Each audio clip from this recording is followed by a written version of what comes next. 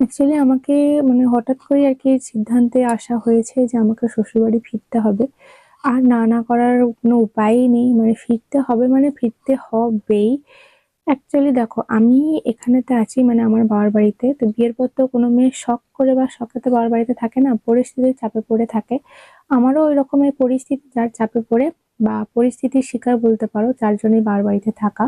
যেটা তোমাদেরকে বহুবার বলি। কিন্তু সেখানে হচ্ছে উম এবারে আমার সেটা করলে আর হবে না। আমাকে এবারে যেতেই হাই হবে। Everyone, good morning. কেমন আছো তোমরা সবাই? আশা করি তোমরা সবাই খুব ভালো আছো। আমরাও খুব ভালো আছি, কিন্তু তার মধ্যে অশ্মির শরীরটা আর কি একটু খারাপ। যেমন তোমাদেরকে বলেছিলাম যে কয়েকদিন আগে বৃষ্টি হয়েছে না, তো সেই বৃষ্টিতে প্রচণ্ড ঠান্ডা পড়েছিল, তো সেই ঠান্ডাটা অশ্মির একটু লেগে গেছে।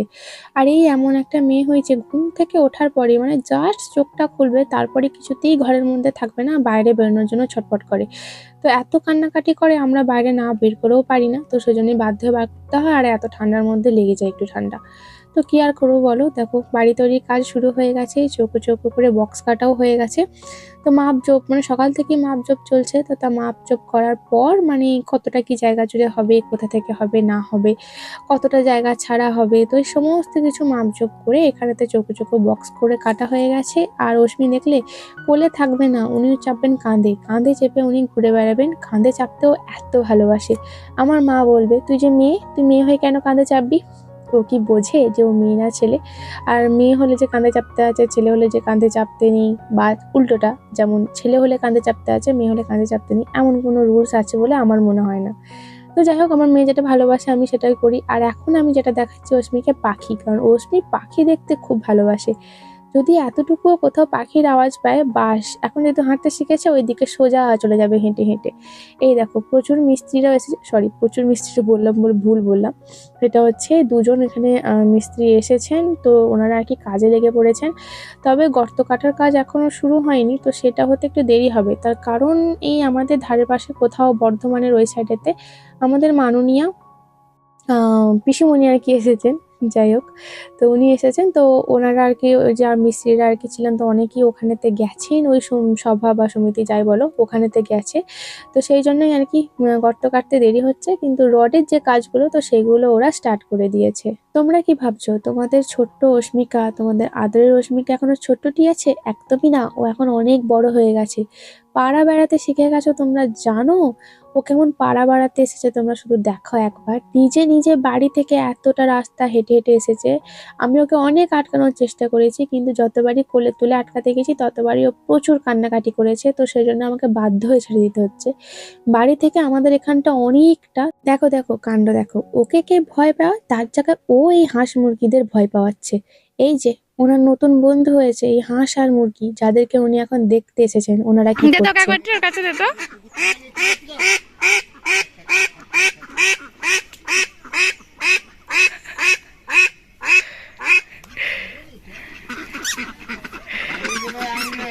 কামড়ে দেবে।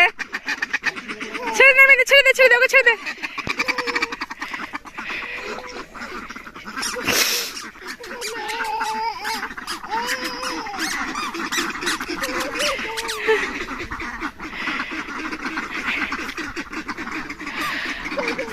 এবার তোমরাই বলো, কি বলবে বলো এই ছোট্ট মেয়েটাকে? মনে হচ্ছে যে ছোট্ট মেয়ে, মনে হচ্ছে না কত বয়স হয়ে গেছে, একদম পাকা বুড়ি একটা মানুষ, ছোট্ট বাচ্চা নয়। ওদেরকে ধরবে, ওদের কাছে যাবে। আমি এখনো, তোমরা বললে বিশ্বাস করবে না, এই যে হাঁসগুলো যখন আসে বা ছোট অবস্থায় যখন থাকে, একদমই বাচ্চা অবস্থায় থাকে, আমার ভয় লাগে, মনে হয় যদি কামড়ে দেয়। আমি কাছে যাই না। কিন্তু এই মেয়ের দেখি কোনো কিছুতেই ভয় লাগে না, সোজা যাবে ওদের কাছে, দেখেছো ওদের কাছকে যাচ্ছে, কোনো কিছুই বাধা মানে বিপত্তি মানা টানা কোনো কিছুই নেই। খড় থাকুক, এখানে অনেক গোবর পড়ে রয়েছে, যেহেতু রাস্তা তোমরা বুঝতেই পারছো, অনেক কিছু জিনিস আছে, ওকে আটকে রাখা যাবে না। তোমরা হয়তো অনেকেই বলো যে দিদি এত নোংরা আবর্জনা রয়েছে ওর মধ্যে, ওকে ছেড়ে দিয়েছো। তো যে বলবে প্লিজ আমার বাড়ি একদিন এসো, আর ওকে শুধু 10টা মিনিট আগলে রেখো।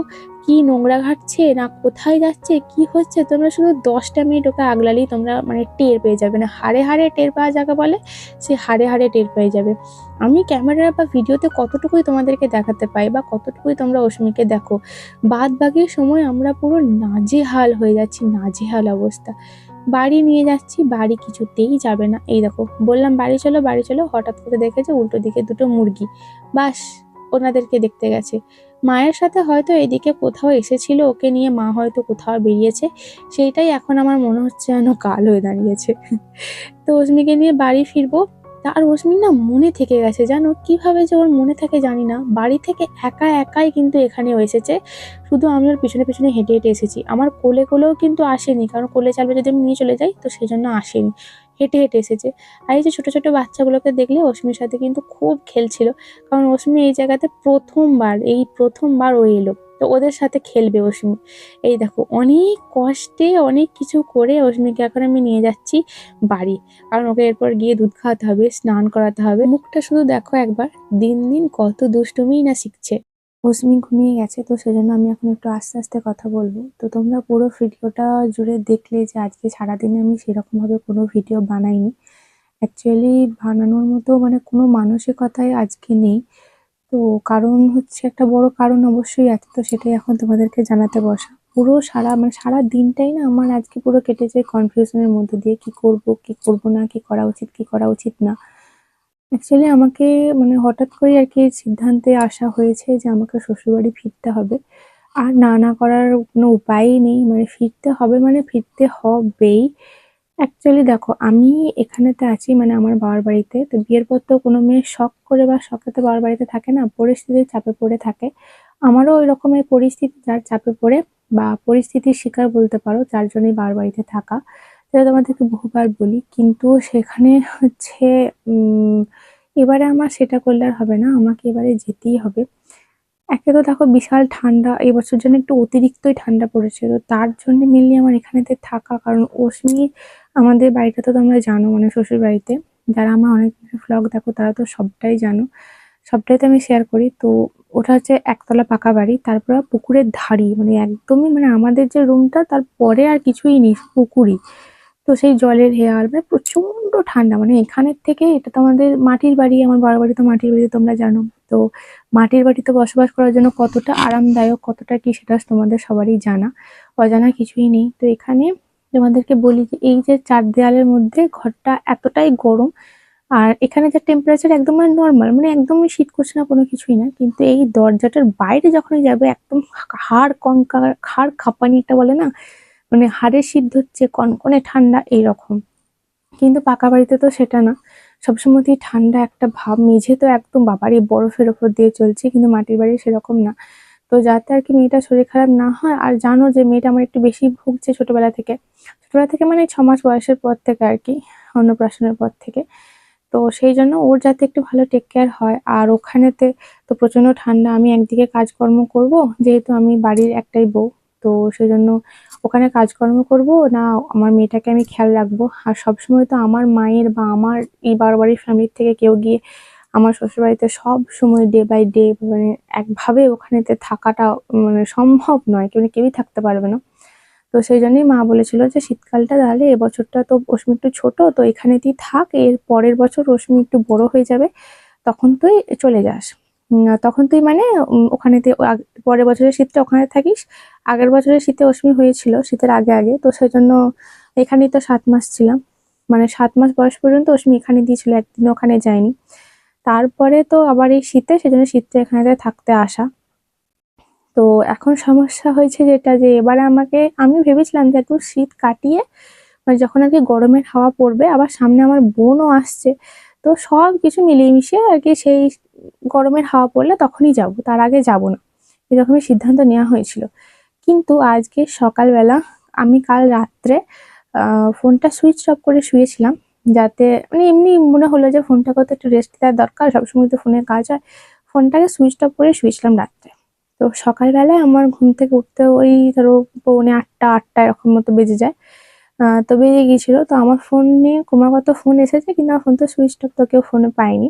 তো আমার শাশুড়ি মা, এমনকি অস্মির বাবা, তো সবাই ফোন করেছে, আমার ফোনে পায়নি। তো সেহেতু আমাদের বাড়ির যে ফোনটা, তো সেই ফোনেতে সবাই ফোন করেছে। হয়েছে কি, আজকে সকালবেলায় আমার এক ঠাকুমা শাশুড়ি মারা গেছেন। ওনার বয়স অনেকটাই বেশি হয়েছিল, অনেক অনেক বয়সী হয়েছিল। তো মানে ঠাকুমা শাশুড়ি মানে বুঝতে পারছো, মানে আমার শাশুড়ি মায়ের শাশুড়ি মা, নিজের শাশুড়ি মা না, মানে ওই খুড় শাশুড়ি, জেঠ শাশুড়ি, এরকম কথা হয় না, তো সেই রকম আর কি, মানে আমার শাশুড়ি মায়ের।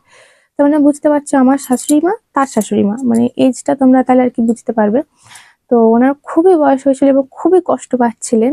এই কয়েকদিন আগে অশ্মির বাবা ওনার সাথে দেখা হয়েছিল। তখন উনি স্নান করছিলেন বা কোনো কিছু করছিলেন, তো অশ্মির বাবা বলছিল যে মানুষটার কি কষ্ট হচ্ছে ভগবান, এত মানে বাচ্চা বাচ্চা ছেলে মেয়েদের এত কিছু হয়ে যাচ্ছে, কিন্তু উনি এত কষ্ট পাচ্ছেন আর ভগবানকে ডাকছেন। তো ঠিক আছে, উনি ওনার যন্ত্রণা কষ্ট সবকিছু থেকে মুক্তি পেয়েছেন, কিন্তু এটা তো তবুও একটা দুঃখের ঘটনা বা দুঃখজনক একটা ব্যাপার। তো মা যখন আমাকে ফোন করে বলল, তখন আমি মানে চেয়েছিলাম যে আজকে আর কি চলে যাই। মানে চলে যাই মানে দেখো অস্মিকে নিয়ে সবকিছু আবার গুছিয়ে, কারণ প্রচুর জিনিস অস্মির চারিদিকে ছড়িয়ে ছিটিয়ে আছে।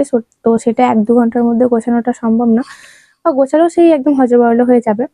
তো আমি চাইছিলাম আমি যাই, গিয়ে আর কি ওই খবর নিয়ে আসা, বা মানে মারা গেছেন আমাদেরই তো ফ্যামিলির, তো সেজন্য আমি চলে যাব।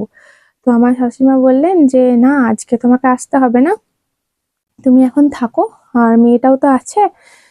এরপরে ওই যেদিন আর কি ঘাটে উঠতে হবে, মানে ঘাট শ্রাদ্ধ এসব তিলে কাঞ্জন সব হয় না, তো তখন তোমাকে বলবো কবে আসতে হবে, পরে সেটা জানাবো, পরে বলবো তখন তুমি এসো। তো এইটুকুই আমার সাথে শাশুড়ি মায়ের কথা হয়েছে। তাই আমি আজকে মারা গেছেন, তো আজকে আমি যাইনি, যেহেতু আর কি মা বারণ করলেন, তো সেজন্য আমি যাইনি। কিন্তু যেদিন আর কি 12 দিনের ঘাট হয়, তো তখন তো আমাকে যেতেই হবে, কারণ আমাদের এই ফ্যামিলির আমার ঠাকুমা শাশুড়ি, তো আমাকে তো ঘাটে উঠতেই হবে, বা যে সমস্ত রিচুয়ালস গুলো আছে, যেমন আজ থেকেই শাক মাছ মানে পুরোপুরি নিরামিষ আর কি, ওইসব কিছু খাওয়া চলবে না, সিঁদুর পরা চলবে না, আলতা পরা চলবে না, আরো অনেক কিছু নিয়ম আছে, তো সেগুলো আর কি মানতে হবে। তো সেগুলো আর কি অসহজ চলে না, সেই অসহজ হয়ে গেল আজ থেকে আমার এবং অস্মির, আর ওখানে তো সবাইকারই। তো এবারে সমস্যা হয়েছে যে, মানে সমস্যা মানে এটাই যে এখন মাঘ মাস, এখন তো প্রচন্ড ঠান্ডা আমাদের গ্রামের দিকে, শহরের দিকের কথা বলতে পারবো না, কিন্তু শহরের থেকে গ্রামের দিকে ঠান্ডাটা একটু সবসময়তেই বেশি হয়। তো ঠান্ডাটা প্রচন্ড ঠান্ডা, তো এখানেই যদি এরকম এত ঠান্ডা হয়, তাহলে মাটির বাড়িতে থেকে যদি ঠান্ডা লাগে, তাহলে যদি ওখানেতে যাই তাহলে ওখানেতে কত ঠান্ডা হবে। তো আবার অশ্মি সেই একই চিন্তা, মানে 1-2 মাস আগে এসেছি আমি, 2 মাস আগে এসেছি, তো 2 মাস আগেও যে চিন্তাটা হচ্ছিল, আজকে আবার সেই চিন্তা হচ্ছে যে যাবো সবকিছু গুছিয়ে, মানে একেবারে পার্মানেন্টলি চলে যাব, মানে আবার ওখানে গিয়ে এমন নয় যে আমি 2 দিন ওই ঘাট শ্রাদ্ধ যা সমস্ত রিচুয়ালস হবে সেগুলো হয়ে যাওয়ার পর আবার আমি এখানেতে ব্যাক করব, তো সেটা সম্ভব না, কারণ বাচ্চার সমস্ত জিনিসপত্র নিয়ে এক জায়গাতে সেটেল হওয়া, আবার সেখান থেকে সবকিছু গুছিয়ে নিয়ে এসে আবার এখানেতে সেটেল হওয়া নেক্সট টু ইম্পসিবল লাগে আমার কাছে, কারণ এত জিনিস, ওখানে সারাতে সারাতেই আবার এখানেতে আসা, যেটা আর কি এর আগের বারই হয়েছিল কার্তিক পুজোর সময়, কালী পুজোর সময় 10 দিনের মাথায় আমাকে আবার এখানে ব্যাক করতে হয়েছে। তো সেটা আমি চাই না, আর সেটা খুবই হেডেকের। দেখা যাক কি করা যায়, উম যেতে তো হবেই। তো কিছুই মানে বুঝতে পারছি না কি করব না করব। আর যা করব সবটাই তো তোমাদের সাথে শেয়ার করব, তোমরা তো দেখতেই পাবে। আর তোমরাও জানিও যে কি করা উচিত আর কি করা উচিত নয়। তারপর তো মা ফোন করবে, মানে আমার শাশুড়ি মা ফোন করবে, রোজই তো কথা হয়, তো বলবেন বাড়ির বড়রা যেটা ডিসাইড করবেন, মানে আমার শ্বশুর মশাই, আমার শাশুড়ি মা, অশ্মির বাবা, তো ওরা যা ডিসাইড করবে তো সেটাই করবো আলটিমেটলি। তো দেখা যাক, সারাদিনটা আর কি এটাই নিয়ে চলছে, দেখা যাক কি হয়, যা হবে সবটাই তোমরা জানতে পারবে। তো এই ছিল আজকের এই কথাগুলো তোমাদেরকে বললাম, তো এইগুলি বলার ছিল। তো আজকে ভিডিও এখানেতেই শেষ করলাম। অস্মিকে আজকে নাকে ড্রপ ছাড়াই ঘুম পাড়িয়েছি, দেখছি আমার নাকটা এখনো বোঝেনি, মানে আজ দুপুর পর্যন্ত নাকে ড্রপ দিয়েছি, আজকে আর দিলাম না।